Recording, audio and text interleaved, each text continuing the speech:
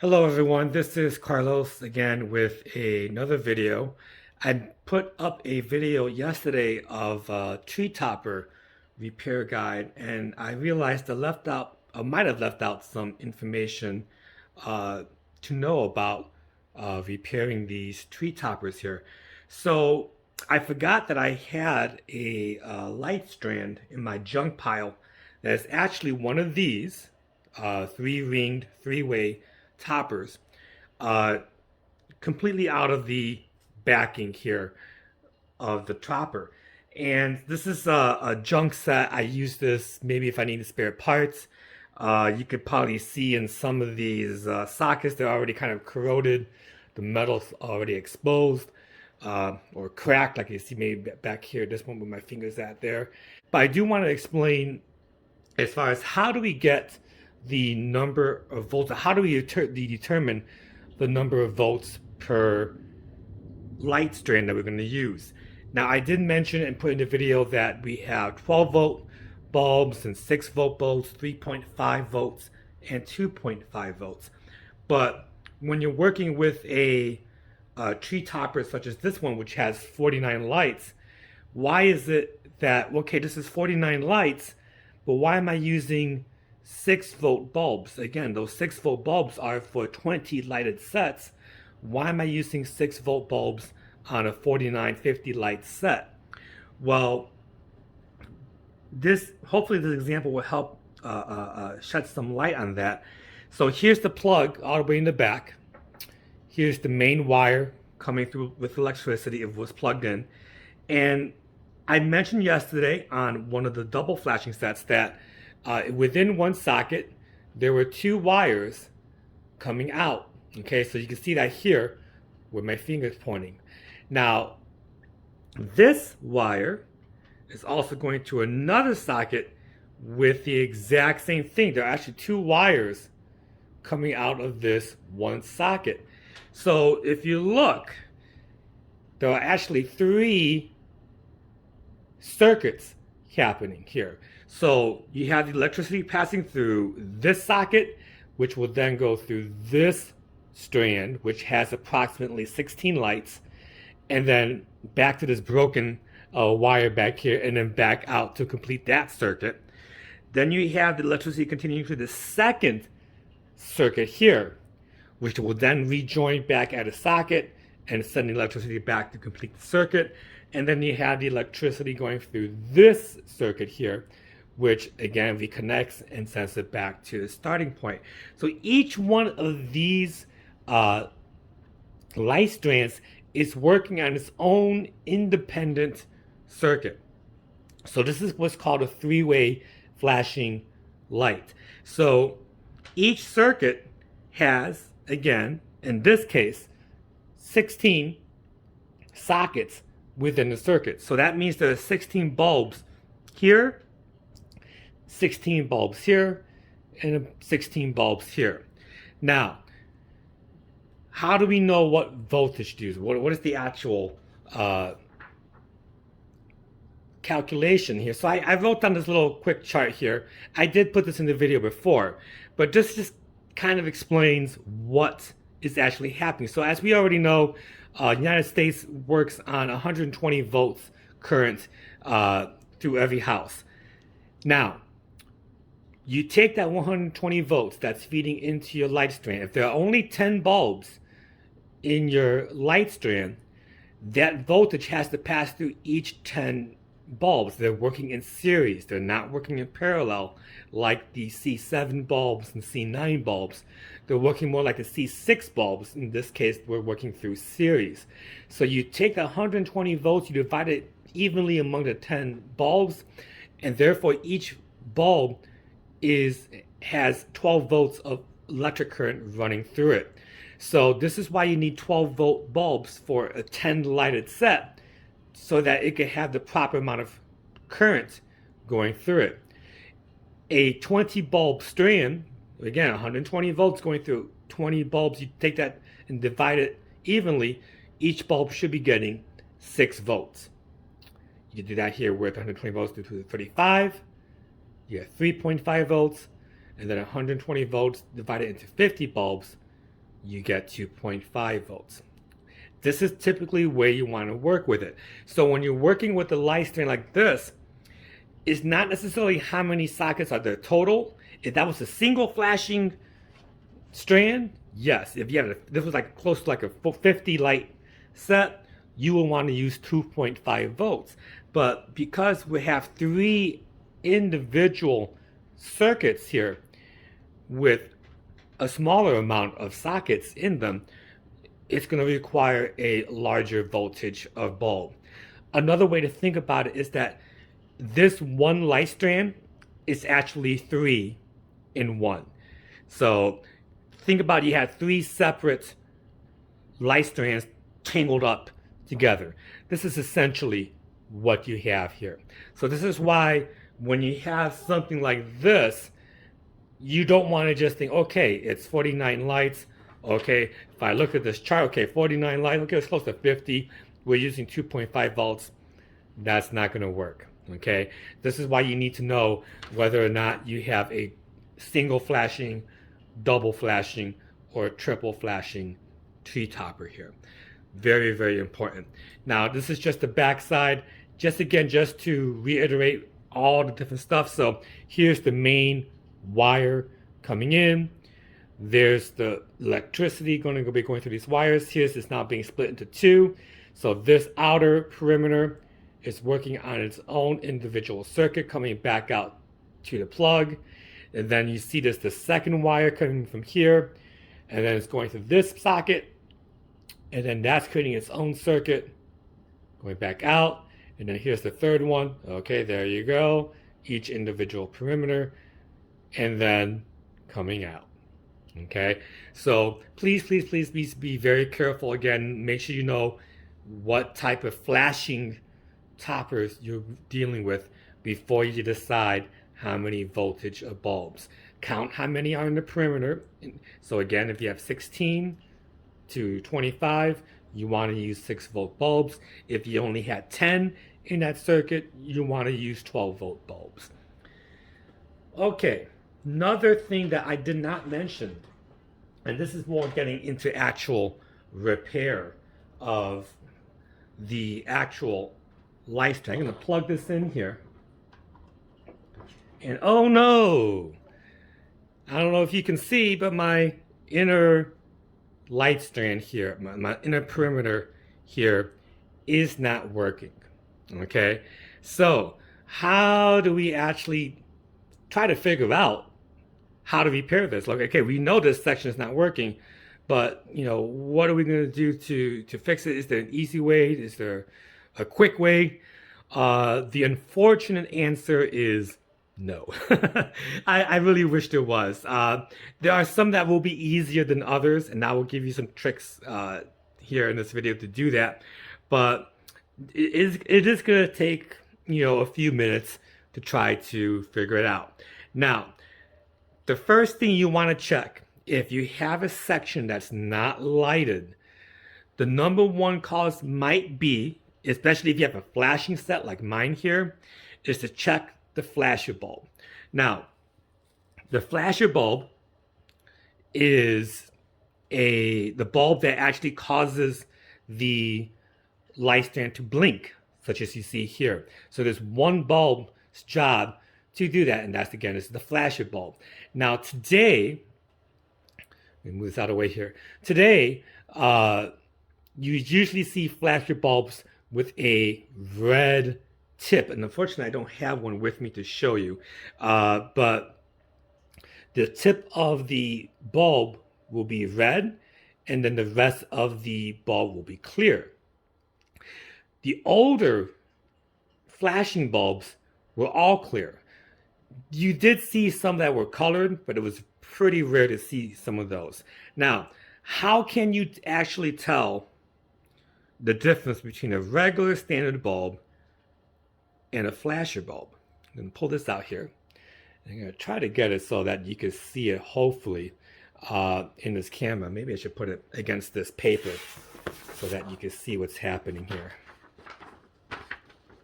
Now, so here's my flasher bulb that I just put out of that set. Now it's already starting to go bad. You can see the black uh, coloration on the bulb here. This means that it's sooner or later it is going to burn out, but it's still working, so I'm still using it. But how can you tell if you have a normal bulb or a flasher bulb? Now, I don't know if you can see. You see there's three prongs coming out. There's a short one there. There's this kind of thin one on the other side, and then you see like a really thick, uh, almost like a rectangular shape piece of metal. That is that rectangular piece of metal that you see there is what causes the light to flash and blink. So if you see a clear bulb with a thick metal strip inside the casing, you are working that's a flasher bulb.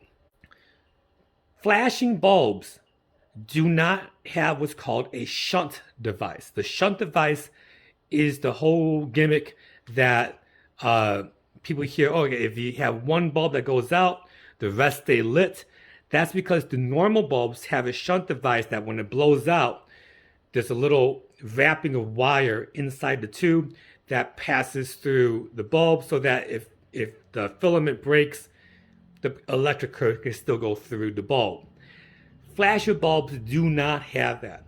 So the number one thing you want to check is if you have a flashing set and it's not working, you want to check to see if that flasher bulb is working. How can you check it? Well, back in the 70s, even when I was growing up in the 80s and 90s, my grandparents, actually I believe this one actually is my grandparents, light bulb had a checker here. This is for midget bulbs or miniature bulbs. All it really is a 9-volt battery that is, into this case, there's a couple of wire metal strips here so that when you actually insert it in, there you go, that it lights up there, okay? Working bulb here. So this is not the culprit in this case here. So I'm gonna place this back. So somewhere along this perimeter, we still have that bad bulb. Now, in the old days, you would have to take each one of these bulbs, put it into the light tester. If it works, great, you put it back until you find that one bulb that doesn't burn out, and you replace that bulb. Today on the market, you might see this. This is not a product review, but you do see these in a lot of hardware stores. This is like what they call the modern light checker. Now, it does have its pros and cons.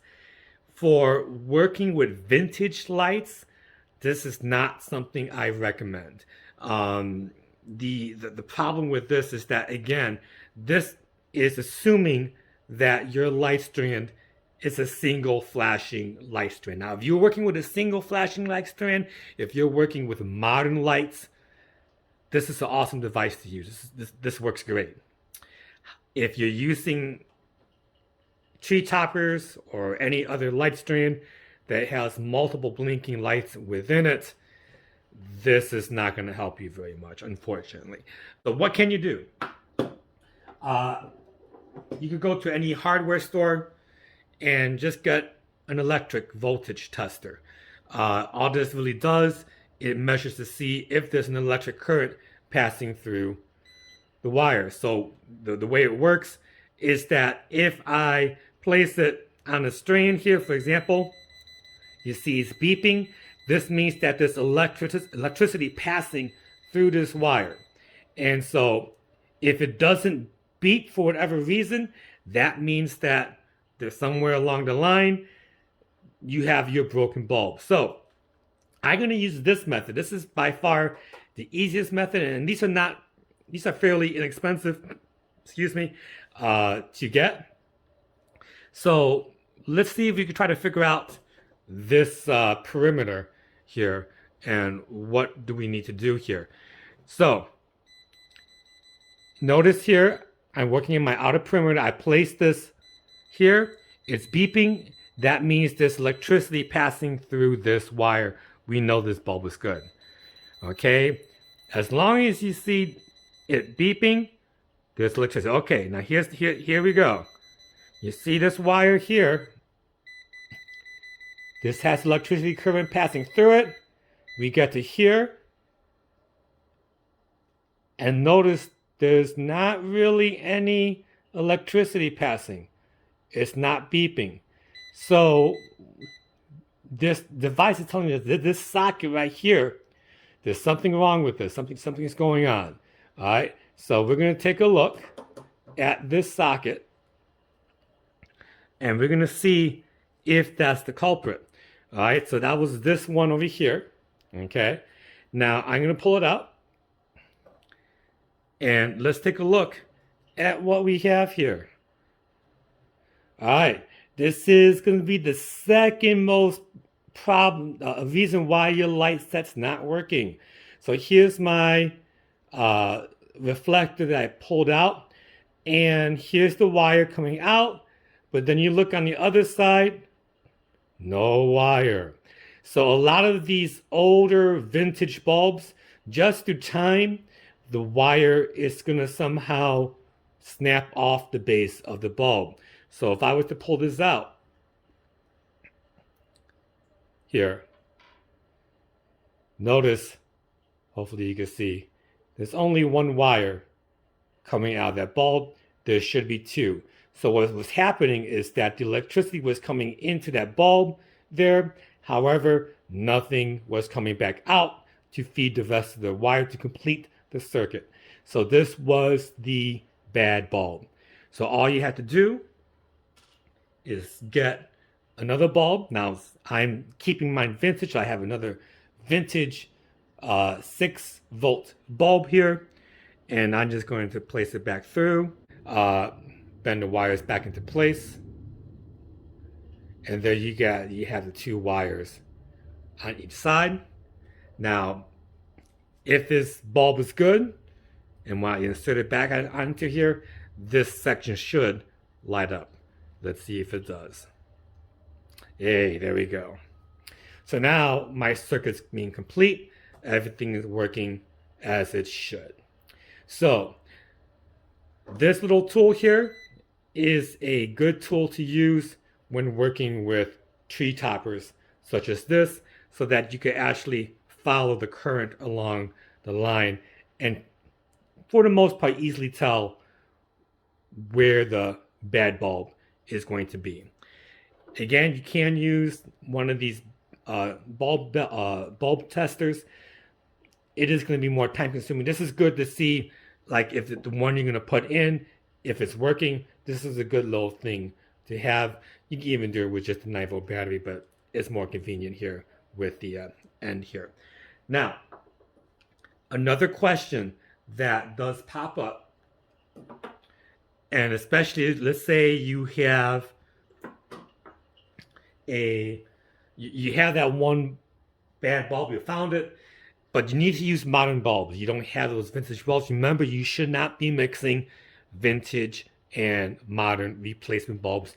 They're working on different amp levels, milliamp levels. You will burn out that new modern bulb, as we discussed in the previous video. But a problem that a lot of these modern bulbs have is that the wiring for these modern bulbs, and again I'm trying to get this camera to focus there, is that the wires are too short for these bases here. Notice that when I try to put this modern bulb in here, that the wires barely come out. So you can bend this here and that's fine, but what's going to happen is when you try to put that back into your light set, these might not make the metal contacts on the side of the socket and it won't light. So what can you do to actually fix that and help you out here? Because you don't want to throw these away. Well, one thing that you could do is, I have an X-Acto blade here, and what I'm going to do here is, if you look at the bottom of this reflector base, you can see the two holes that the wires will come out through. What I like to do is place the X-Acto blade into the hole, and I'm going to try to create a slit through the side here to allow more of the wire to pass through. So this may take pretty quick. I'm just kind of nipping it up like this. It might crack a little, that's fine. But by doing this, you are creating an opening so that when you put it through, the wire will have an easier time making more contact to the metal strip. So now that I did that, I could actually, you can see here that I have more of the wire passing through there versus this one, which I didn't do, okay, which is barely coming through. So again, using this X-Acto blade, just kind of scrape it up into that side so you allow more of that wire to go through, and this will help alleviate the vintage reflector bases here.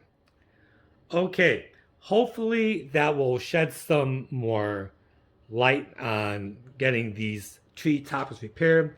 Again, if you have questions, please let me know. I'll be more than happy to help you out here.